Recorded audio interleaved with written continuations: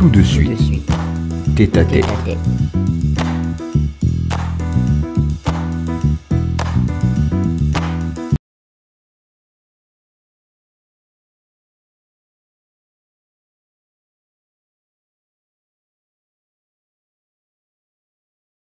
Bonsoir à tous et bienvenue dans votre émission Tête à Tête. Justement, ce soir, nous allons parler de la loi électorale et le regard politique actuel. Et pour en débattre, nous recevons sur ce plateau le 4e vice-président de l'Assemblée nationale, qui n'est autre, l'honorable Geoffroy Fumbola Ibeka. Bonsoir, honorable. Bonsoir. Comment allez-vous? Ça va super bien. Geoffroy Fumbola Ibeka se porte super bien, par la grâce de Dieu. Alors, nous sommes toujours heureux de vous recevoir dans... Le plaisir, il est partagé. Merci. Alors, d'entrée de jeu, on parle du nouveau code électoral ou de la loi électorale. Quelle différence faites-vous? Le code, en principe, est un recueil des lois. Le code, dans son ancienne version, était la somme de la loi portant organisation générale des élections, donc celle qui dit comment est-ce qu'une élection doit être organisée. On avait dans le code 4 lois spéciales. La loi spéciale sur l'élection du président de la République qui disait comment est-ce qu'on organise cette élection. Une loi spéciale sur l'élection des députés. Une loi spéciale sur l'élection des conseillers locaux. Une loi spéciale sur l'élection des sénateurs. Et à côté de ces lois, on avait des textes réglementaires, des textes, par exemple, qui définissaient la nature des bulletins de vote selon la nature des élections. Donc, c'était cet ensemble de textes-là qui constituait le code électoral. Maintenant, ce recueil de textes, dans l'ancienne version, a été jumelé en un seul texte qui est devenu la loi organique sur l'élection qu'on appelle, on va dire par défaut, code électoral. Parce que cette loi dorénavant a en son sein, elle comporte plus de 300, plus de 300, il y avait 386 articles dans le document que nous avons analysé. Et donc, c'est plus séparé. Il n'y a plus de loi spéciale. Il n'y a qu'une seule loi dans laquelle on retrouve les dispositions qui portent sur l'organisation générale des élections, les dispositions qui portent sur l'élection du président, l'élection du député, du sénateur, des conseillers départementaux, des conseillers municipaux. Donc, c'est la grosse différence. Ce qu'on peut retenir, c'est qu'on est parti d'un code qui était composé de plusieurs textes séparés, aujourd'hui à une loi organique qui englobe en son sein toutes les dispositions qui ne sont plus séparées, mais c'est maintenant un tout. Alors, nous pouvons savoir quels sont les enjeux de cette nouvelle loi électorale? Les enjeux de cette loi électorale sont tout simples à comprendre. On ne peut pas sortir de la transition si en amont on n'avait pas une nouvelle constitution. Et sur la base de cette nouvelle constitution, prendre les dispositions d'une loi électorale, laquelle loi va préparer justement la sortie de la transition à travers des élections qui vont permettre de choisir qui sera le futur président de la transition, le futur président de la République après la transition, qui seront les futurs députés, les futurs sénateurs, les futurs maires, nous permettant ainsi de sortir du cadre de la transition pour un retour à l'ordre constitutionnel. Et donc, ce code électoral est le soubassement de l'organisation de ce dispositif qui va permettre de revenir à l'ordre constitutionnel. La révision de cette loi a-t-elle fait l'unanimité au Parlement? Dans son adoption, oui, parce que la loi a été adoptée à 100%, on a noté 3 abstentions. Mais comme vous le savez, dans le décompte, les abstentions ne sont pas comptabilisées. Donc, ceux qui ont voté, c'est 100%. Voyez-vous, l'année dernière, lorsqu'il s'était agi de la modification de la loi électorale, vous vous rappelez qu'on avait eu 8 personnes qui n'avaient pas voté, et j'en faisais partie. Exact. Voilà. Donc, c'est pour vous dire que si on était dans l'ancienne version à 8 être contre, et que dans cette version, tous les 8 se sont retrouvés, c'est pour vous dire que ce texte-là a fait consensus et a permis à ce que nous, en tant que défenseurs de la démocratie, nous puissions tous nous retrouver, même si effectivement il y a des dispositions qui vont nécessiter et qui vont faire beaucoup de débats, notamment l'article 382, qui, au niveau des dispositions transitoires, permettra aux militaires, aux magistrats et aux comptables publics d'être candidats uniquement à la première élection, donc aux prochaines élections post-transition. Voilà, donc ça va créer des débats, c'est tout à fait normal. Mais en dehors de cette disposition, ce texte est un résumé d'innovation. Ce sont des choses qu'on a toujours demandé à avoir depuis des décennies, que nos pères ont demandé à avoir. Ils sont partis, malheureusement, de cette ère, après avoir mené cette lutte noble, sans avoir vu ce code et les avancées pour lesquelles ils se sont battus. Nous, on a pris le relais de cette bataille. Et ce qui est regrettable, en même temps, ce qui est heureux, regrettable parce que c'est sous les militaires qu'on arrive à voir le premier cadre démocratique, alors que cela aurait dû l'être sous les civils, dont la mission est de gérer la chose publique, malheureusement. Mais heureusement que les militaires ont pu faire ce coup d'État et on a pu avoir ce texte aujourd'hui. Alors pouvons-nous comprendre par là qu'après la transition, les magistrats et les hommes entrés ne pourront plus se présenter? Non, c'est une disposition qui est transitoire. C'est pour cela que l'une des bagarres est d'éviter de changer les statuts. Parce que le fait qu'on change des statuts de cette catégorie de fonctionnaires, c'est comme si on se mettait maintenant à rendre légal ce qui ne doit pas l'être.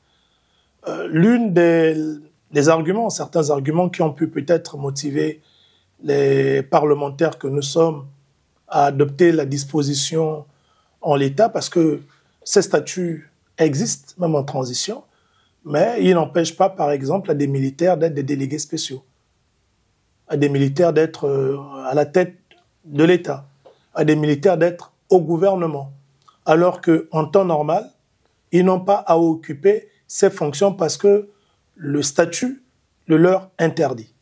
Et ceux qui ont porté le texte, le ministre de l'Intérieur et autres, justement l'ont dit que c'est pour cela qu'ils ont introduit cette disposition transitoire pour permettre justement à ces compétences magistrats, comptables publics, militaires, qui se sont distingués pendant cette transition, de continuer à bénéficier de leur expertise pour le premier mandat post-transition. Mais cela n'est pas valable pour les élections qui viendront par la suite. Publicité. Publicité.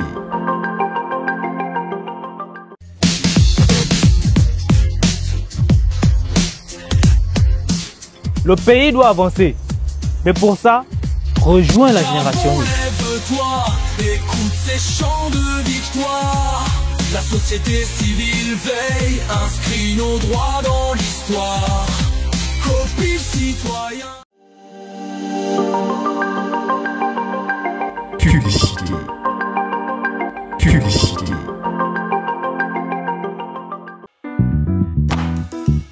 Tout de suite. Tête à tête.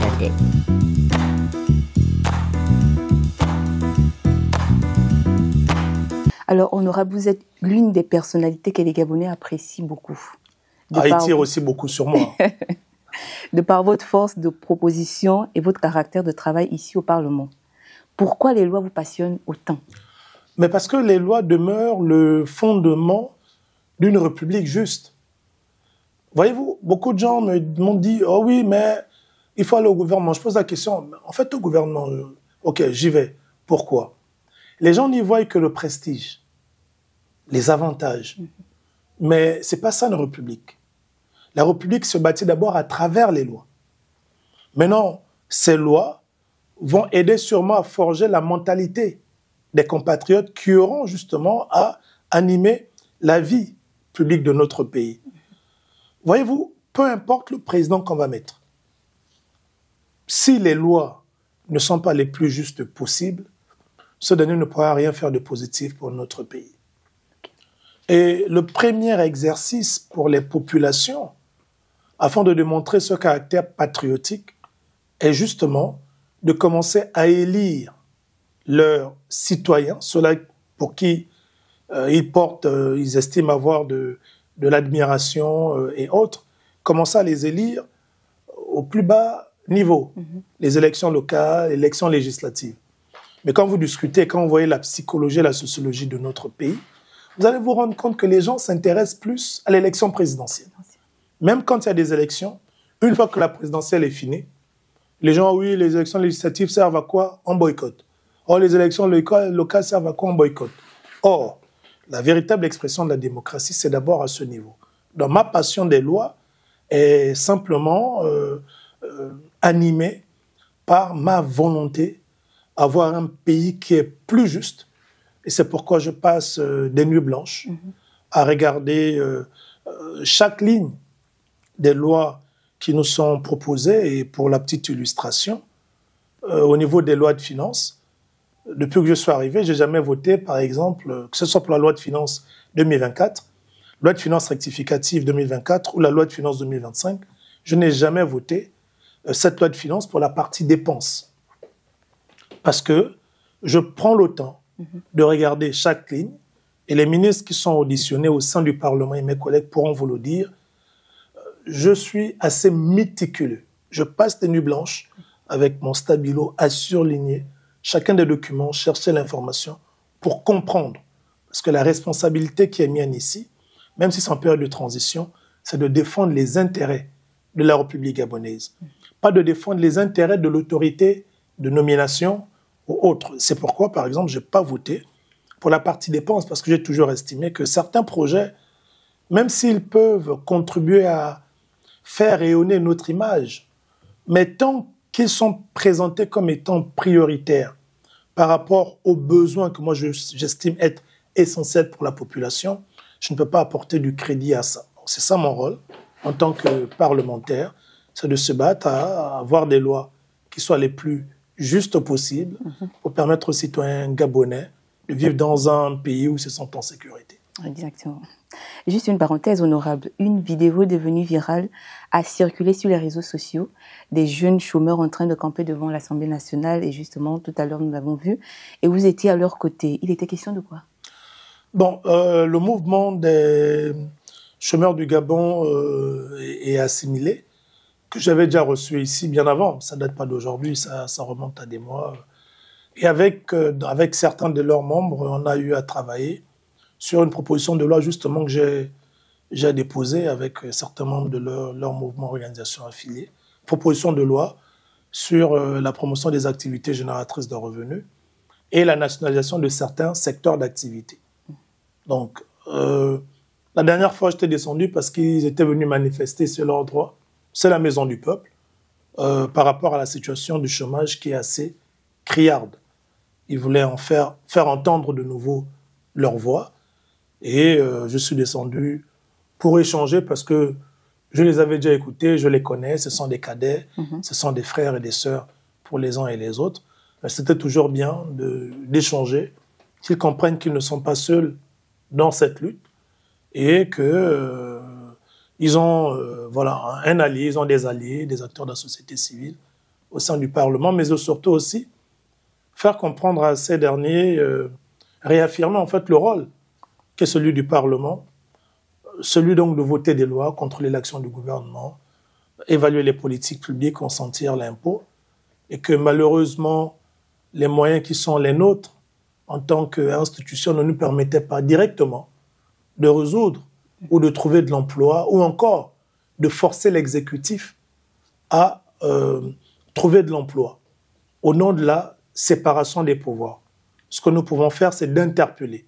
Et je pense que pour vous qui suivez l'actualité du Parlement, vous me voyez régulièrement ici à l'hémicycle interpeller les membres du gouvernement. Et mon travail pour défendre les chômeurs et militer pour cette cause se traduit par rapport à la nature des lois que l'on vote, à la nature des budgets que l'on vote. Moi, quand j'ai voté contre la partie dépenses, j'avais inséré des amendements qui n'avaient pas été jugés recevables par mes collègues. Mais au nombre de ces amendements, il y avait des amendements qui portaient sur des dotations budgétaires liées à l'entrepreneuriat et autres pour mettre en place des fonds communautaires d'investissement au niveau des communautés associatives, religieuses et tout ça. Je pense que j'avais évalué le taux autour de 3 milliards, quelque chose comme ça, répartis sur l'ensemble du territoire pour aider à financer des micro-projets. Bon, c'est ce qu'on peut apporter comme contribution.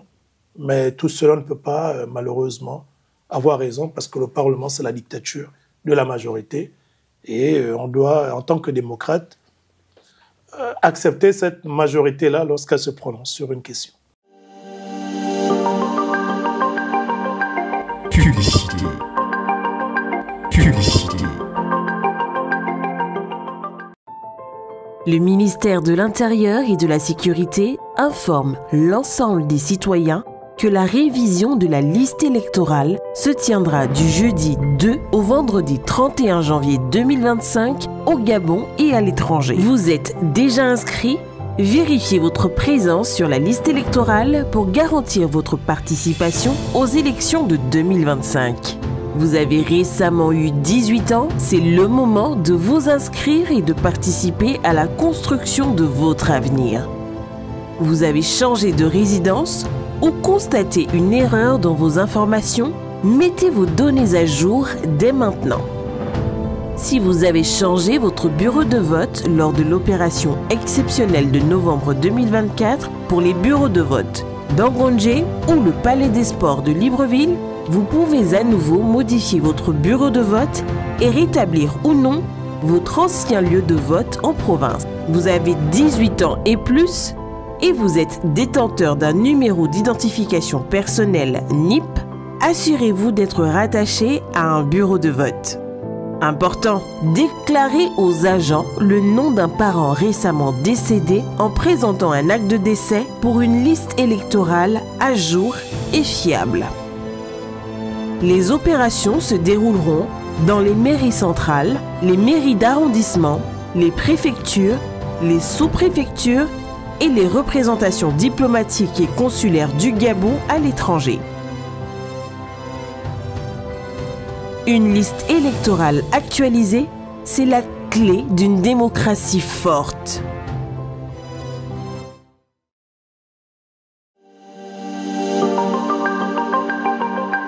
Publicité. Publicité.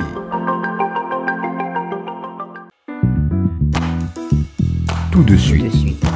Tête à tête.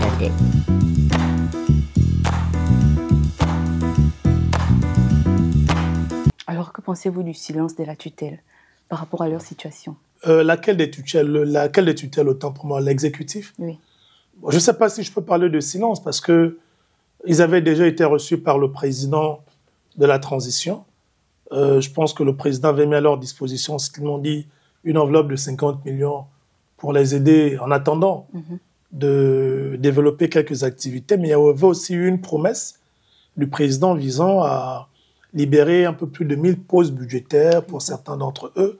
Et je ne pense pas que cette promesse à ce jour, à les entendre, ait été honorée. Les 50 millions ont été remis. Ils m'ont dit qu'ils ont lancé quelques projets.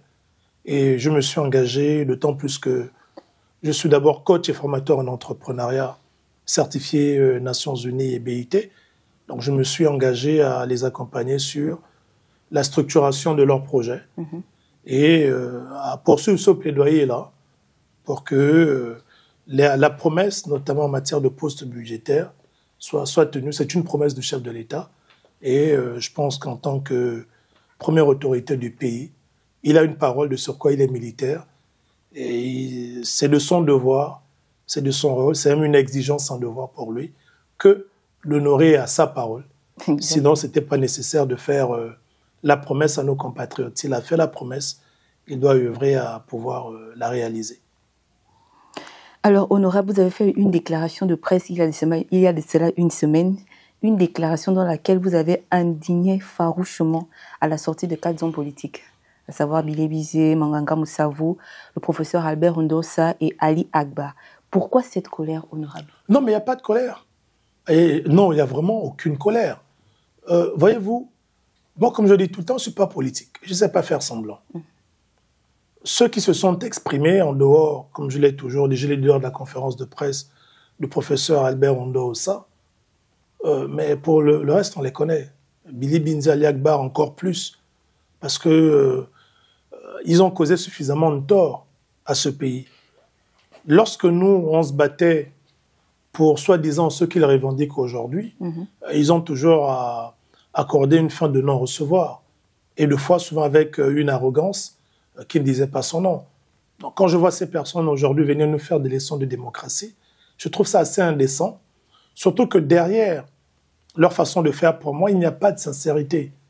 C'est une approche, ce sont des politiciens, c'est une approche politique pour se battre à exister, en surfant sur l'émotion des plus faibles. Et je trouve ça très, très, très indécent, très malhonnête.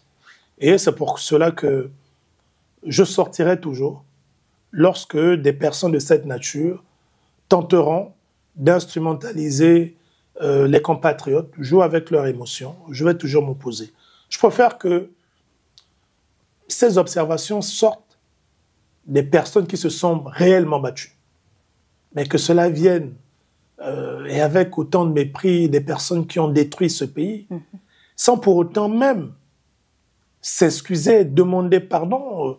Non, je trouve ça très indécent et moi, je ne supporte pas ça. Donc, il n'y a aucune colère.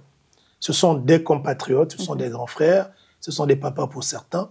Ils sont libres de dire ce qu'ils veulent, mais c'est également notre responsabilité, notre droit, en tant que citoyens, de rappeler à ces derniers ce qu'ils sont en réalité.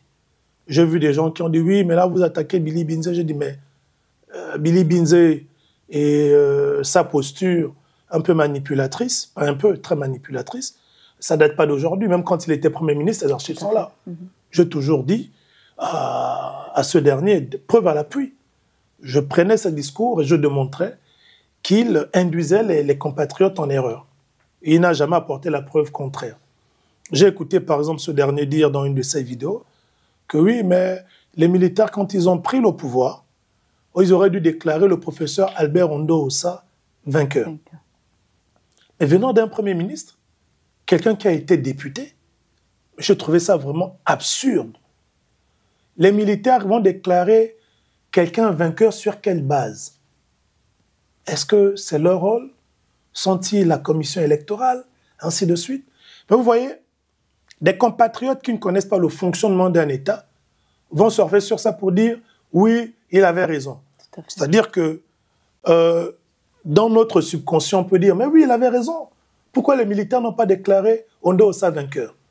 Mais au regard du fonctionnement d'un État, est-ce que les militaires qui prennent le pouvoir par les armes ont la qualité de venir se substituer à une commission électorale pour déclarer X ou Y vainqueur? Mais ça n'existe nulle part. Mais comme Billy Binze, ils se sont arrangés pendant toute leur gestion à maintenir les compatriotes gabonais loin de l'intérêt du fonctionnement de la République et à cultiver chez ces derniers de l'émotion.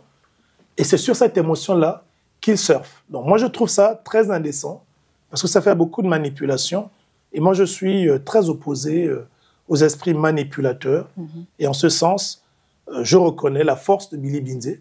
En matière de manipulation, je pense que c'est quelqu'un qui gagnerait énormément à rédiger des livres sur l'art de la manipulation et assurément, pourquoi pas dispenser des cours ou encore à définir une norme pour laquelle il pourrait se positionner comme étant un coach en manipulation, parce que je reste convaincu qu'il a toutes les aptitudes pour valablement représenter les manipulateurs. Dans vos propos, on a vu une déception totale de voir votre candidat Albert Ondo Ossa aux côtés de Billy Binze. Pourquoi? Mais parce que simplement, voyez-vous, même si on est dans le plus grand des désespoirs, c'est pas pour autant qu'on va aller s'allier au diable. Ça n'a pas de sens. Pour moi, je vois Albert Ondo Ossa, il est intellectuel. Pour moi, en fait, il a un certain niveau. C'est un papa pour qui j'ai beaucoup d'estime. Billy Binze, je le vois comme ça. Et quand je vois ce papa sur qui on a porté nos aspirations redescendre pour des questions personnelles au niveau de Billy Binze, en fait, je n'en reviens simplement pas. C'est pas lui qui doit s'associer à ces personnes. Ce sont par contre ces personnes-là qui devaient être même derrière la personne d'Ondo Ossa. Mais Ondo Ossa ne peut pas être au même niveau que les Billy Binze, au même niveau qu'Ali Akbar Onanga, ou au même niveau que Maganga Moussavou. C'est pas possible. Publicité. Publicité. Le ministère de l'Intérieur et de la Sécurité informe l'ensemble des citoyens que la révision de la liste électorale se tiendra du jeudi 2 au vendredi 31 janvier 2025 au Gabon et à l'étranger. Vous êtes déjà inscrit? Vérifiez votre présence sur la liste électorale pour garantir votre participation aux élections de 2025. Vous avez récemment eu 18 ans, c'est le moment de vous inscrire et de participer à la construction de votre avenir. Vous avez changé de résidence ou constatez une erreur dans vos informations, mettez vos données à jour dès maintenant. Si vous avez changé votre bureau de vote lors de l'opération exceptionnelle de novembre 2024 pour les bureaux de vote d'Angondje ou le Palais des Sports de Libreville, vous pouvez à nouveau modifier votre bureau de vote et rétablir ou non votre ancien lieu de vote en province. Vous avez 18 ans et plus et vous êtes détenteur d'un numéro d'identification personnelle NIP, assurez-vous d'être rattaché à un bureau de vote. Important, déclarez aux agents le nom d'un parent récemment décédé en présentant un acte de décès pour une liste électorale à jour et fiable. Les opérations se dérouleront dans les mairies centrales, les mairies d'arrondissement, les préfectures, les sous-préfectures et les représentations diplomatiques et consulaires du Gabon à l'étranger. Une liste électorale actualisée, c'est la clé d'une démocratie forte.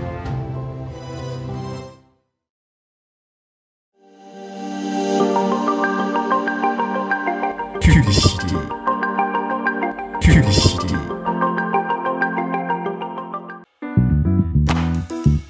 Tout de suite. Tête à tête.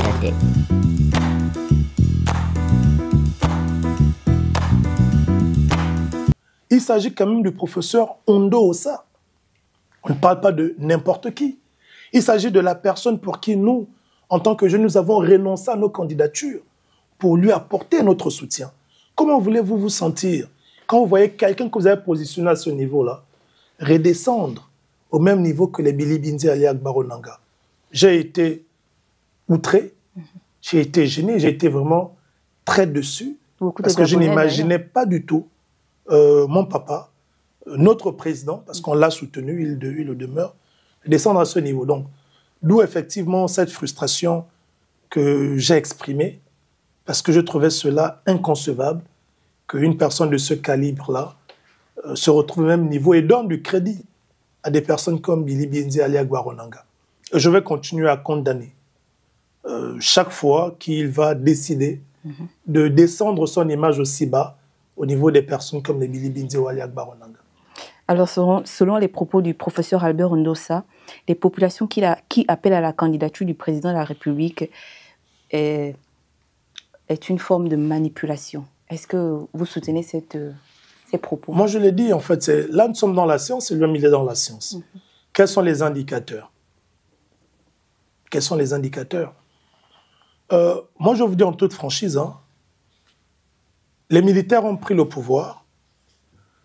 J'étais de ceux qui, tout au départ, invitaient à ce que, aussitôt, le pouvoir soit remis aux civils. L'espace de 6 mois et autres. Mais, au fur et à mesure que la transition passe, quelle est l'observation que nous faisons du paysage civique et politique? 1. Au début de la transition, il restait un opposant. C'était Alexandre Barreau-Chambrier qui n'était pas encore au gouvernement. Ce dernier rentre au gouvernement. Albert Ondo Ossa est resté hors du gouvernement. C'était l'alternative. À côté de lui, dans le cadre ce qui peut être défini comme opposition, on a vu le retour de Maganga Moussavou. Bon, c'est pas nouveau. C'est Maganga Moussavou, simplement.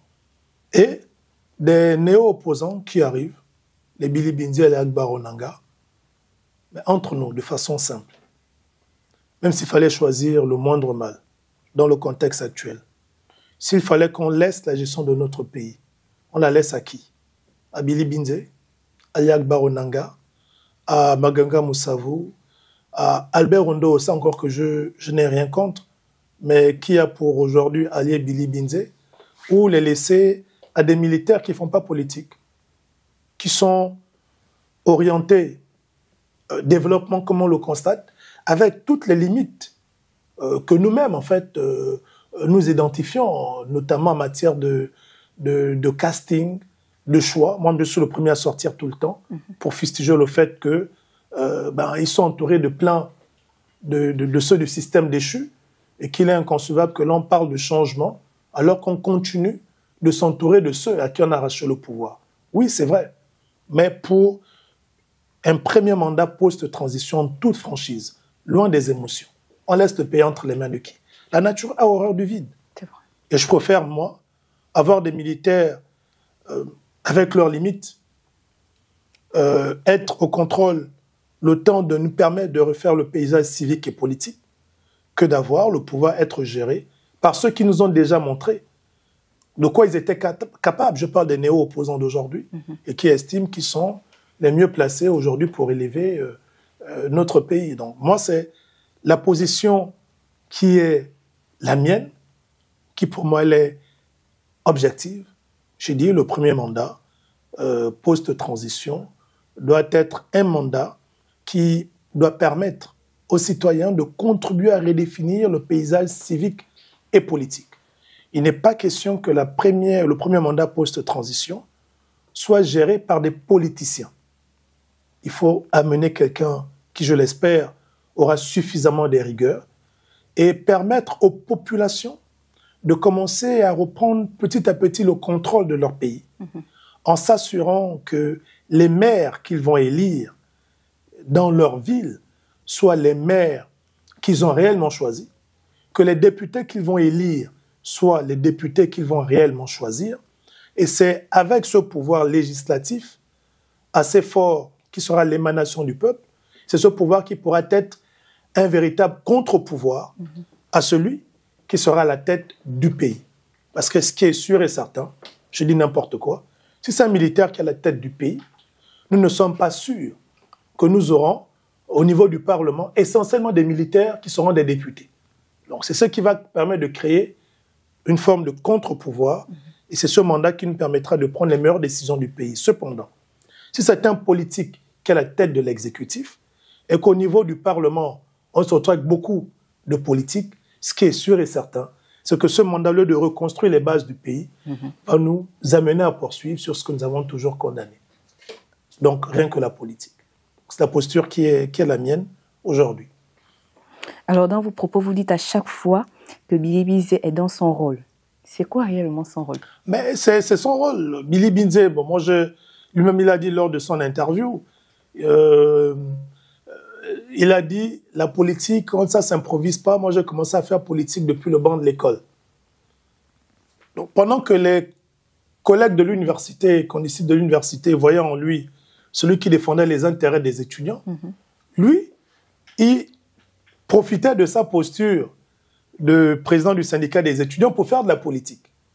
Les autres le voyaient sous un autre prisme, défenseur des étudiants, mais en interne, lui faisait de la politique.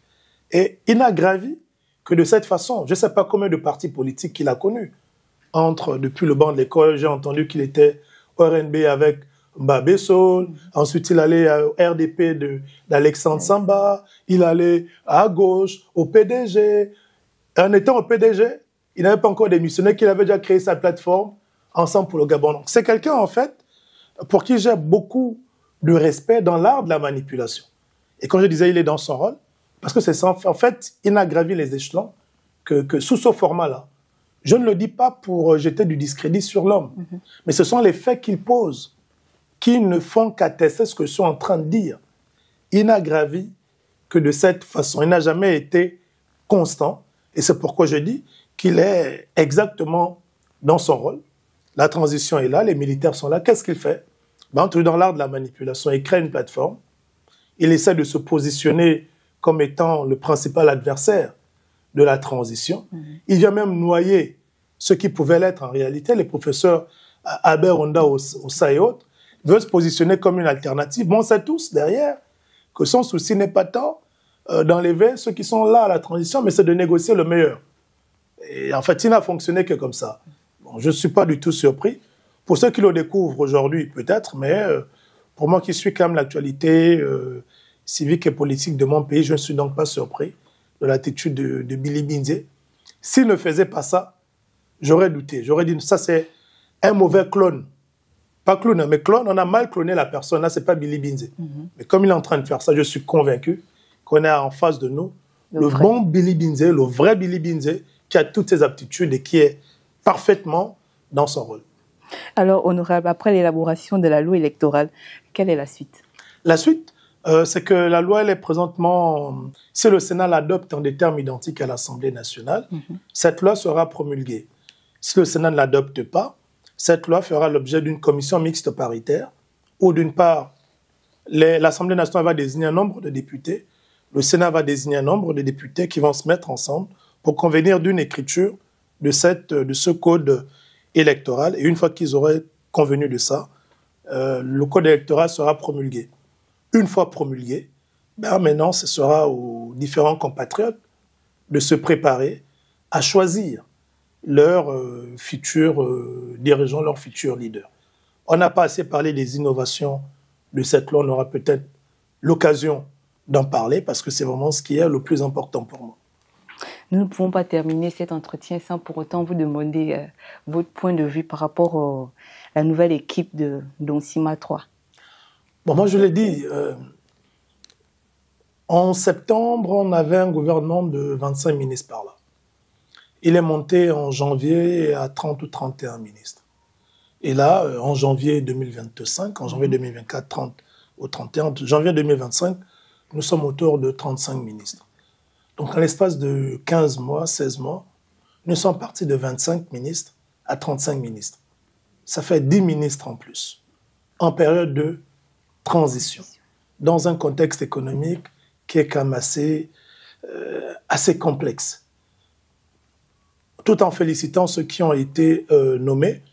Mais moi, en tant que technicien de la loi, travaillant sur la loi de finances, donc qui est le budget, je pense qu'on aurait pu se priver d'augmenter les charges de l'État en augmentant le nombre de ministres. On aurait pu le maintenir à 31 ou à défaut le ramener à 25, comme dans le tout premier gouvernement de la transition. Surtout que on a connu combien de gouvernements en l'espace de 16 mois, 3 gouvernements, ce qui sous-entend que ce n'est pas tant le nombre des ministres qui peut justifier de l'efficacité d'un gouvernement. Sinon, en partant de 25 à 31, on aurait eu suffisamment d'avancées.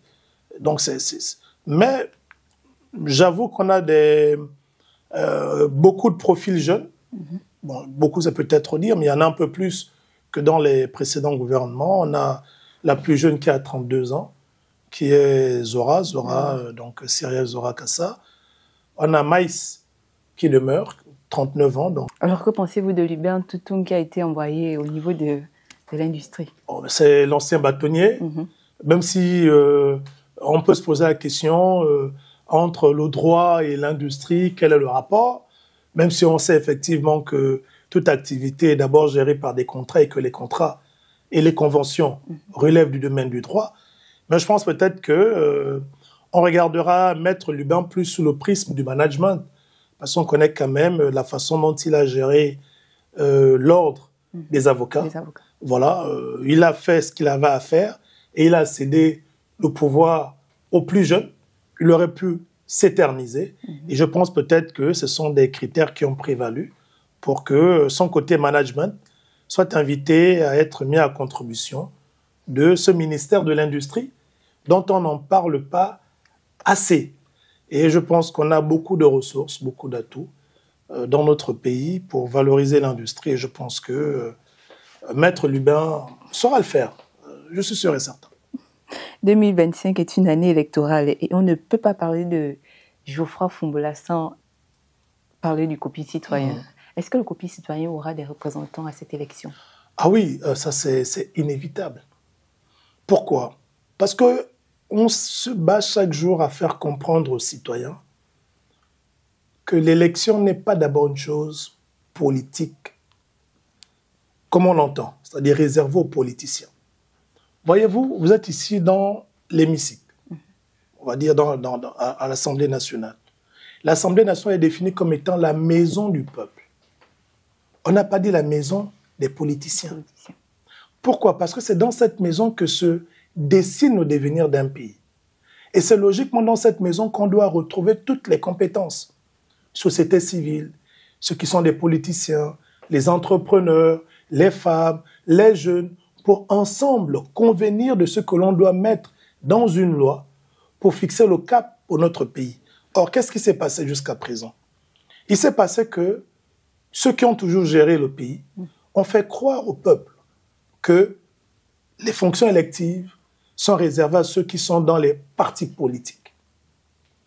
Au point où, si vous êtes journaliste et que vous dites « il faut que j'aille au Parlement pour défendre des lois en faveur des journalistes », on va dire « oh, elle fait déjà la politique, hein, et ainsi de suite ». Mais non, c'est justement ici où vous devez le faire. On a suivi les élections aux États-Unis. On a vu Elon Musk ouvertement apporter son soutien à Donald Trump.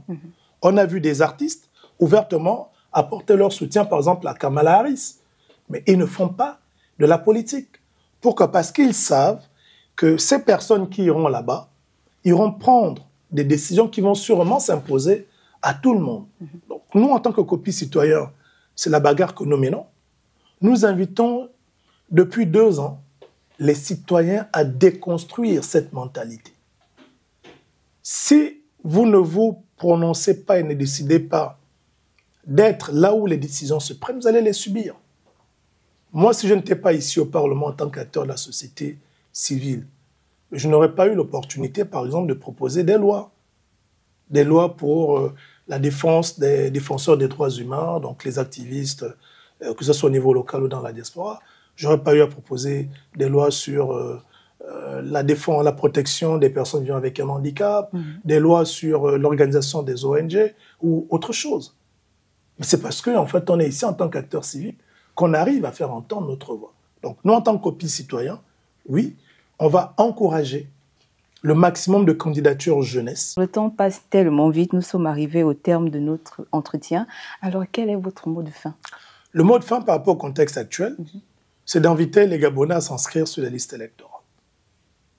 Ousmane Sonko le disait déjà, je pense qu'on le voit souvent, c'est répandu dans plusieurs de nos posts, que bon, mais si vous ne vous décidez pas à choisir les personnes qui sied, vous aurez, permettez l'expression, des tocards qui viendront vous diriger, vous allez subir. Et nous, en tant qu'acteurs civiques, en tant que jeunes, en tant que défenseurs de la démocratie, on a pris l'engagement de ne plus laisser les gens décider à notre place. C'est pour cela que nous sommes présents à chaque étape du développement de notre pays. Une étape est en train d'arriver, celle qui va nous pousser à choisir les futurs dirigeants du premier mandat post-transition, et nous ne comptons pas laisser les gens s'exprimer à notre place. C'est pourquoi nous invitons les uns les autres à s'inscrire sur les listes électorales. Vous ne le faites pas, c'est pas bien grave. Ceux du système déchu, comme on le constate, sont en train d'inscrire les leurs. Ils vont revenir, ils vont reprendre le contrôle du pays. Nous, on sera toujours là, vous serez toujours en train de vous plaindre sur les réseaux, mais c'est pas ce qui va changer la réalité. Les réseaux sont des moyens d'expression et de pression. Les urnes sont les moyens de décision. Et ceux qui ont le contrôle d'un pays, ce sont ceux qui décident, pas forcément ceux qui s'expriment. Voilà. Alors, merci honorable de toujours nous accorder de votre temps. Je vous en prie, c'est moi qui vous remercie. Merci. Et c'est sur ces propos que Tête à Tête prend fin ce soir. Bonne soirée et bonne suite de programme sur Alpha TV. Au revoir. La liberté d'expression n'est pas un slogan, mais un fait. Dire ce que l'on pense en respectant les codes, c'est cela la maturité. Vous êtes un expert en politique, l'économie c'est votre domaine, l'entrepreneuriat est ce qui vous passionne le plus. C'est dans cette optique que Alpha Télévision a créé pour vous l'émission Tête à Tête. Un tête-à-tête pour vous pendant 25 minutes pour éclairer l'opinion. Et ça se passe tous les jeudis sur Alpha Télévision à partir de 19h. Passez le message.